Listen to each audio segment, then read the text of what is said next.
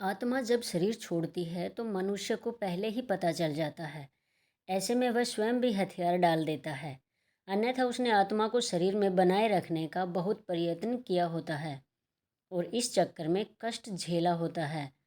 अब उसके सामने उसके सारे जीवन की यात्रा चलचित्र की तरह चल रही होती है। उधर आत्मा शरीर से निकलने की तैयारी कर रही होती है, इसलिए शरीर के 5 प्राण एक धनंजय प्राण को छोड़कर शरीर से बाहर निकलना आरंभ कर देते हैं। ये प्राण आत्मा से पहले बाहर निकलकर आत्मा के लिए सूक्ष्म शरीर का निर्माण करते हैं, जो कि शरीर छोड़ने के बाद आत्मा का वाहन होता है। धनंजय प्राण पर सवार होकर आत्मा शरीर से निकलकर इसी सूक्ष्म शरीर में प्रवेश कर जाती है। बहरहाल अभी आत्मा शरीर में ही होती है और दूसरे प्राण धीरे धीरे शरीर से बाहर निकल रहे होते हैं कि व्यक्ति को पता चल जाता है। उसे बेचैनी होने लगती है, घबराहट होने लगती है, सारा शरीर फटने लगता है, खून की गति धीमी होने लगती है, सांस उखड़ने लगती है, बाहर के द्वार बंद होने लगते हैं, अर्थात अब चेतना लुप्त होने लगती है और मूर्छा आने लगती है। चैतन्य ही आत्मा के होने का संकेत है और जब आत्मा ही शरीर छोड़ने को तैयार है तो चेतना को तो जाना ही है और वो मूर्छित होने लगता है।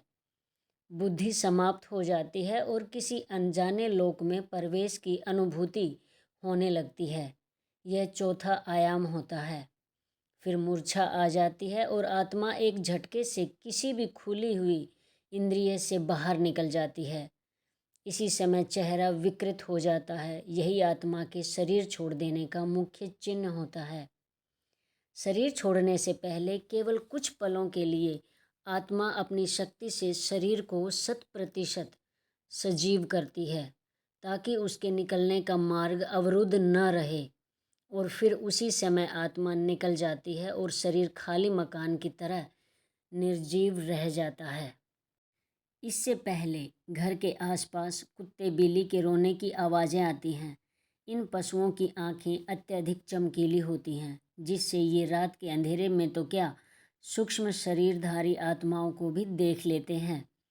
जब किसी व्यक्ति की आत्मा शरीर छोड़ने को तैयार होती है तो उसके अपने सगे संबंधी जो मृत आत्माओं के रूप में होते हैं उसे लेने आते हैं और व्यक्ति उन्हें यमदूत समझता है और कुत्ते बिल्ली उन्हें साधारण जीवित मनुष्य ही समझते हैं और अनजान होने की वजह से उन्हें देखकर रोते हैं और कभी कभी भौंकते भी हैं। शरीर के 5 प्रकार के प्राण बाहर निकलकर उसी तरह सूक्ष्म शरीर का निर्माण करते हैं जैसे गर्भ में स्थूल शरीर का निर्माण क्रम से होता है। सूक्ष्म शरीर का निर्माण होते ही आत्मा अपने मूल वाहक धनंजय प्राण के द्वारा बड़े वेग से निकलकर सूक्ष्म शरीर में प्रवेश कर जाती है। आत्मा शरीर के जिस अंग से निकलती है उसे खोलती तोड़ती हुई निकलती है। जो लोग भयंकर पापी होते हैं उनकी आत्मा मूत्र या मल मार्ग से निकलती है। जो पापी भी हैं और पुण्य आत्मा भी हैं उनकी आत्मा मुख से निकलती है। जो पापी कम और पुण्य आत्मा अधिक हैं उनकी आत्मा नेत्रों से निकलती है और जो पूर्ण धर्मनिष्ठ हैं पुण्य आत्मा और योगी पुरुष हैं उनकी आत्मा ब्रह्मारंध्र से निकलती है। अब तक शरीर से बाहर सूक्ष्म शरीर का निर्माण हुआ रहता है, लेकिन ये सभी का नहीं हुआ रहता। जो लोग अपने जीवन में ही मोह माया से मुक्त हो चुके योगी पुरुष हैं उन्हीं के लिए तुरंत सूक्ष्म शरीर का निर्माण हो पाता है। अन्यथा जो लोग मोह माया से ग्रस्त हैं परंतु बुद्धिमान हैं, ज्ञान विज्ञान से अथवा पांडित्य से युक्त हैं, ऐसे लोगों के लिए 10 दिनों में सूक्ष्म शरीर का निर्माण हो पाता है।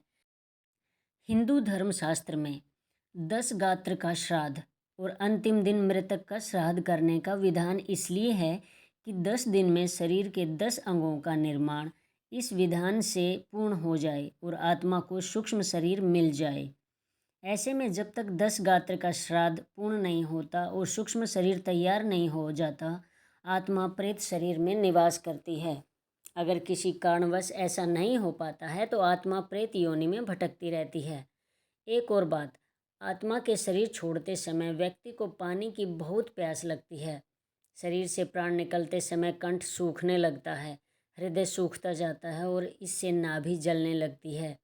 लेकिन कंठ अवरुद्ध होने से पानी पिया नहीं जाता और ऐसी स्थिति में आत्मा शरीर छोड़ देती है। प्यास अधूरी रह जाती है, इसलिए अंतिम समय में मुख में गंगा जल डालने का विधान है। इसके बाद आत्मा का अगला पड़ाव होता है शमशान का पीपल।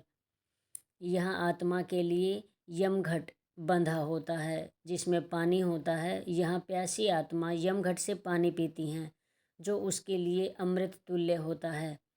इस पानी से आत्मा तृप्ति का अनुभव करती है। हिंदू धर्मशास्त्र में विधान है कि मृतक के लिए यह सब करना होता है ताकि उसकी आत्मा को शांति मिले। अगर किसी कारणवश मृतक का 10 गात्र का श्राद्ध न हो सके और उसके लिए पीपल पर यमघट भी न बांधा जा सके तो उसकी आत्मा प्रेत योनि में चली जाएगी और फिर कब वहाँ से उसकी मुक्ति होगी कहना कठिन होगा। हाँ, कुछ उपाय अवश्य हैं। पहला तो यह है कि किसी के देहावसान होने के समय से लेकर 13 दिन तक निरंतर भगवान के नामों का उच्च स्वर में जप अथवा कीर्तन किया जाए और जो संसार बताए गए हैं उनका पालन करने से मृतक भूत प्रेत की योनि नरक आदि में जाने से बच जाएगा। लेकिन यह करेगा कौन? यह संस्कारित परिजन, संतान, नातेदार ही कर सकते हैं। अन्यथा आजकल अनेक लोग केवल औपचारिकता निभाकर केवल दिखावा ही अधिक करते हैं। दूसरा उपाय है कि मरने वाला व्यक्ति स्वयं भजनांधी हो, भगवान का भक्त हो और अंतिम समय तक यथासंभव हरिस्मरण में रत रहा हो। तीसरा, भगवान के धामों में देह त्यागी हो अथवा दाह संस्कार काशी, वृंदावन या चारों धामों में से किसी में हुआ हो। स्वयं विचार करना चाहिए कि हम दूसरों के भरोसे रहें या अपना हित स्वयं साधें। जीवन बहुत अनमोल है, इसको व्यर्थ मत गंवाएं। एक एक पल को सार्थक करें। हरिनाम का नित्य आश्रय लें। मन के दायरे से बाहर निकलकर अचेत होकर जीवन को जिएं, न कि मन के अधीन होकर। यह मानव शरीर बार बार नहीं मिलता। जीवन का एक एक पल जो जीवन का गुजर रहा है वह फिर वापस नहीं मिलेगा। इसमें जितना अधिक हो भगवान का स्मरण जप करते रहें। हर पल जो भी कर्म करो बहुत सोच कर करें, क्योंकि कर्म परछाई की तरह मनुष्य के साथ रहते हैं। इसलिए सदा शुभ कर्मों की शीतल छाया में रहें। वैसे भी कर्मों की ध्वनि शब्दों की ध्वनि से अधिक ऊंची होती है। अतः सदा कर्म सोच समझकर विचार कर करें। जिस प्रकार धनुष में से तीर छूट जाने के बाद वापस नहीं आता, उसी प्रकार जो कर्म आपसे हो गया है वह उस पल का कर्म वापस नहीं होता, चाहे अच्छा हो या बुरा। इसलिए इससे पहले कि आत्मा इस शरीर को छोड़ जाए, शरीर में रहते हुए आत्मा को यानी स्वयं को जान लें और जितना अधिक हो सके मन से, वचन से, कर्म से भगवान श्री राम श्री कृष्ण का ध्यान, चिंतन, जप, कीर्तन करते रहें। निरंतर स्मरण से हम यम पास से तो बचेंगे ही, साथ ही हमें भागवत धाम की प्राप्त हो सकेगा, जो कि जीवन का वास्तविक लक्ष्य है। इसी तरह की और धार्मिक जानकारियों के लिए मेरे चैनल को लाइक, शेयर और सब्सक्राइब करना ना भूलें। जय श्री राम, जय श्री कृष्णा।